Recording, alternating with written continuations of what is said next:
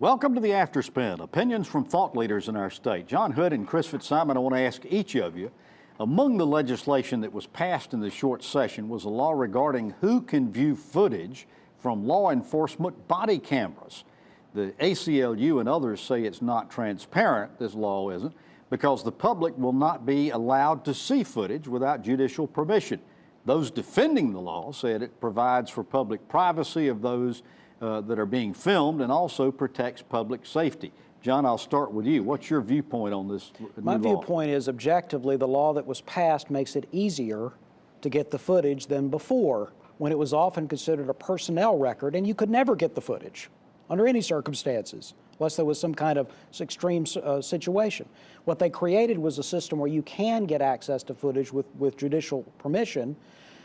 You know, people who usually advocate for privacy rights suddenly think that because a police officer has a camera, anybody that is shot by that camera has absolutely no privacy rights. It becomes a public record. That's a silly standard. Now, I'm not sure that I would agree entirely with the way this law was written, but I think it did attempt to balance access to information when you need it and the basic expectations of privacy that people have when they're interacting with police officers. Chris, I'm not sure, but I have a strong feeling you might not agree with that. I don't agree. I think the ACLU is right on this one. And for a second, let's put the public part away from it. If you're involved in an incident with the police where you think you've been mistreated or abused or whatever, and again, this happens rarely and the police do a good job overall, but let's assume that that happened. You as a person who's involved in that, you can't get access to it until you hire a lawyer. The police can stop, can hire their own lawyers, can fight this all the way. If we want to have transparency, at least if you're involved and there's an accusation made and there's a real discrepancy about what happened, you as a potential victim have to, and oftentimes a low-income person, how in the world are you going to be able to get that video?